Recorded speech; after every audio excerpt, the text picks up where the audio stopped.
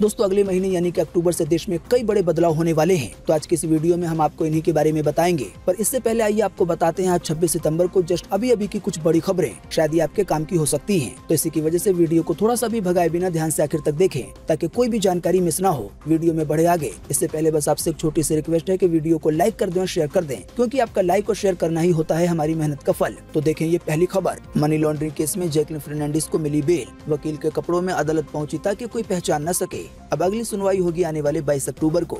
जी हां, 200 करोड़ रुपए के मनी लॉन्ड्रिंग केस में बॉलीवुड एक्ट्रेस जैकलिन फर्नांडिस को दिल्ली के पटियाला हाउस कोर्ट ने 50,000 रुपए के बेल बॉन्ड पर अंतरिम जमानत दे दी है। बताया गया है 26 सितंबर को सुनवाई के लिए जैकलिन वकील के कपड़ों में कोर्ट पहुंची ताकि उन्हें कोई पहचान न सके। आपको बता दें कॉनमैन सुकेश चंद्रशेखर के 200 करोड़ रुपए की जबरन वसूली केस में जैकलिन फर्नांडिस अहम गवाह है। साथ ही आपको बता दें जैकलिन की जमानत याचिका को लेकर कोर्ट ने प्रवर्तन निदेशालय यानी कि ईडी से जवाब मांगा है। अब इस केस की अगली सुनवाई 22 अक्टूबर को होगी। देखें अगली खबर। धरती पर नहीं होगा महाविनाश, हिंद महासागर के ऊपर आज एस्टेरॉयड से टक्कर लेगा नासा। आइए बताएं इसके बारे में ज्यादा जानकारी। जी, अमेरिकी अंतरिक्ष एजेंसी नासा धरती को डायनासोर के खात्मे जैसे महाविनाश से बचाने के लिए आज अंतरिक्ष में बहुत बड़ा प्रयोग करने जा रहा है। आपको बता दें नासा पृथ्वी को एस्टेरॉयड के खतरे से बचाने के अभ्यास के तहत आज अपने डार्ट मिशन को अंजाम देगा। इसके तहत नासा का डबल एस्टेरॉयड रीडायरेक्शन टेस्ट यानी कि डार्ट स्पेसक्राफ्ट कल भारतीय समय अनुसार मंगलवार को सुबह 4:45 पर आसमानी चट्टान यानी कि एक एस्टेरॉयड जिसका नाम डिमोरफोस रखा गया है उससे टकराएगा। बताया गया है इस दौरान नासा के स्पेसक्राफ्ट की स्पीड 6.6 किलोमीटर प्रति सेकंड होगी।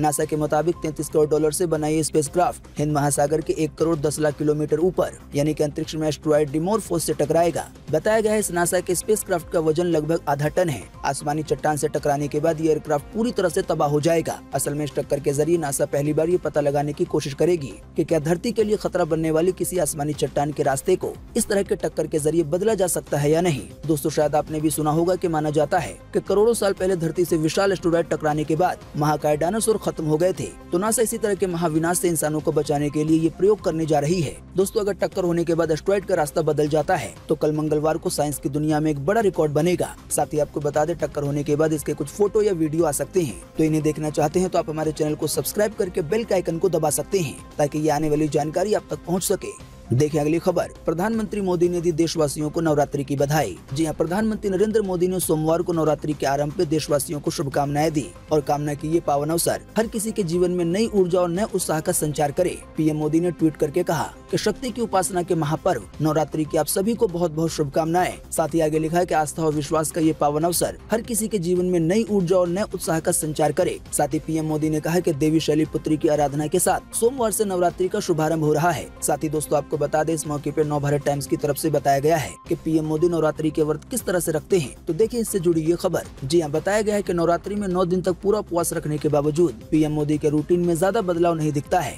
उनकी राजनीतिक गतिविधियां बदस्तूर जारी रहती हैं। पीएम मोदी के व्रत के डाइट प्लान के बारे में बताया गया है कि नवरात्रि में उपवास के दौरान पीएम मोदी दिन में सिर्फ नींबू पानी पीते हैं, वहीं शाम को केवल एक बार फलहार करते हैं यानी कि फल वगैरह खाते हैं। साथ ही बताया गया नवरात्रि में भी पीएम मोदी रोज सुबह उठकर योग करते हैं। सुबह सुबह की पूजा भी उनके रूटीन में शामिल रहती है। बाकी आम दिनों में तो पीएम मोदी ऐसा करते ही हैं। देखिए अगली खबर। देश के इन राज्यों में सबसे ज्यादा स्कूल छोड़ रहे हैं छात्र। ड्रॉप आउट दर राष्ट्रीय औसत से भी है ज्यादा। आइए बताएं पूरी खबर। जी हां, देश के 1 दर्जन से भी ज्यादा राज्यों में माध्यमिक स्तर पर छात्रों के बीच में पढ़ाई छोड़ने यानी कि ड्रॉप आउट की दर राष्ट्रीय औसत 14.6% से भी ज्यादा है। जानकारी के मुताबिक इन राज्यों में झारखंड, उड़ीसा, पश्चिम बंगाल, मध्य प्रदेश, गुजरात, बिहार, कर्नाटक, त्रिपुरा, नागालैंड आदि शामिल है। ताज़ा जानकारी के मुताबिक अब केंद्र सरकार ने इन राज्यों को इस ड्रॉप आउट दर को कम करने के लिए विशेष कदम उठाने का सुझाव दिया है। सूत्रों के अनुसार सरकार नई राष्ट्रीय शिक्षा नीति में साल 2030 तक स्कूली शिक्षा के स्तर पे 100% तक स्किल नामांकन दर हासिल करना चाहती है। हालांकि बच्चों का बीच में पढ़ाई छोड़ना इसमें बाधा बन रहा है। देखिए अगली खबर। गाड़ी चोर रोज लगाते हैं दिल्ली में सेंचुरी। आइए बताएं कैसे काम करता है गैंग। इस जानकारी को जानने के बाद आप भी अपने आप को बचा सकेंगे चोरी की वारदात से।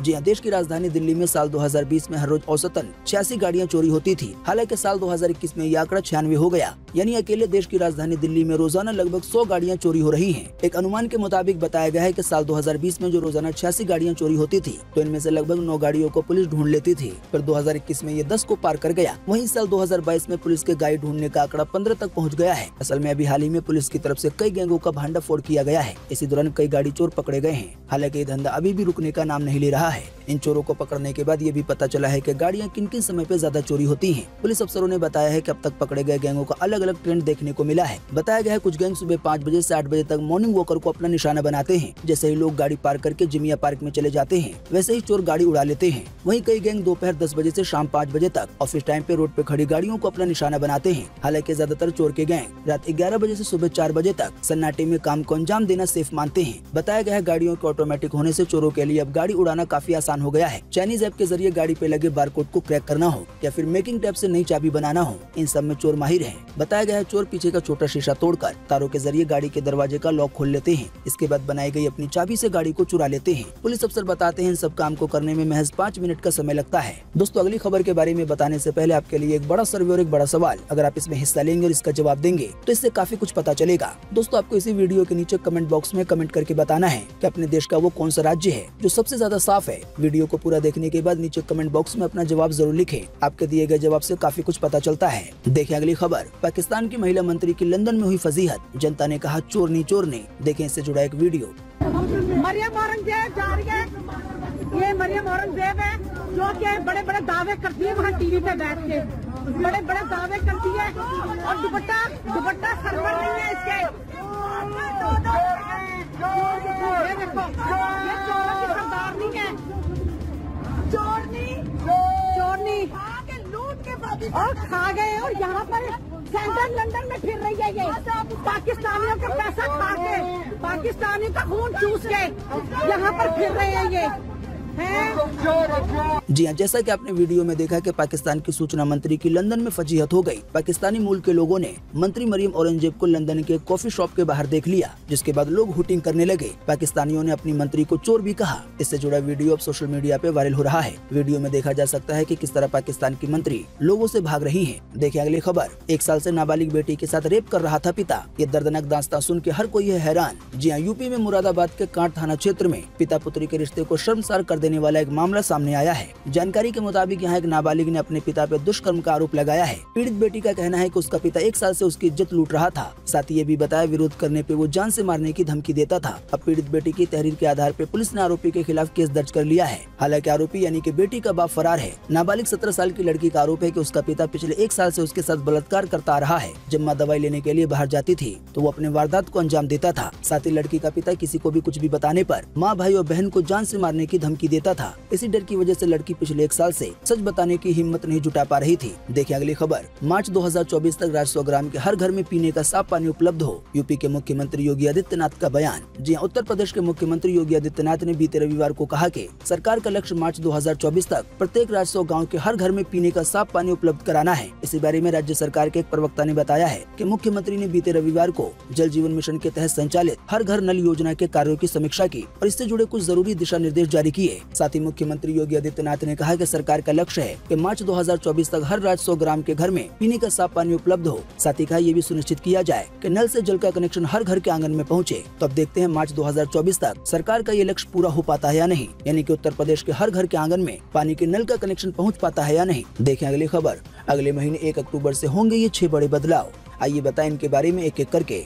जी अगले महीने यानी कि अक्टूबर के महीने से देश में 6 बड़े बदलाव होंगे। पहला बड़ा बदलाव होगा अटल पेंशन स्कीम को लेकर। जानकारी के मुताबिक आने वाले 1 अक्टूबर से इनकम टैक्स का भुगतान करने वाले अटल पेंशन योजना का लाभ नहीं ले सकेंगे। आपको बता दें, मौजूदा नियम के अनुसार 18 से 40 साल तक की उम्र का कोई भी भारतीय नागरिक सरकार की इस पेंशन योजना में जुड़ सकता है, भले ही वो इनकम टैक्स भरता हो या ना भरता हो। हालांकि अब यह नियम आने वाले अक्टूबर के महीने से बदल जाएगा। वहीं दूसरा बड़ा बदलाव होगा टोकनाइजेशन को लेकर। जानकारी के मुताबिक आने वाले 1 अक्टूबर से कार्ड पेमेंट के लिए टोकनाइजेशन सिस्टम लागू हो जाएगा। इसके लागू होने के बाद मर्चेंट, साथ ही में पेमेंट एग्रीगेटर और पेमेंट गेटवे भी ग्राहकों के कार्ड की जानकारियों को स्टोर नहीं कर सकेगा। यानी कि जो आपका डेबिट कार्ड या क्रेडिट कार्ड है, अभी तक उसकी जानकारी सेव कर ली जाती थी। जैसे कि आपने किसी ऑनलाइन प्लेटफॉर्म से खरीदारी की तो आपके पास वहाँ पे ऑप्शन होता था कि आप अपने कार्ड की जानकारी सेव कर सकते हैं, कि आपको बार बार अपने कार्ड की डिटेल नहीं डालनी पड़ती थी। हालांकि इसका एक घाटा था कि आपके कार्ड की जानकारी उस प्लेटफॉर्म या इसी तरह के कई और प्लेटफॉर्म पे सेव रहती थी, जिसकी वजह से हर समय फ्रॉड होने का खतरा बना रहता था। हालांकि आने वाले 1 अक्टूबर से जब ये टोकनाइजेशन सिस्टम लागू हो जाएगा।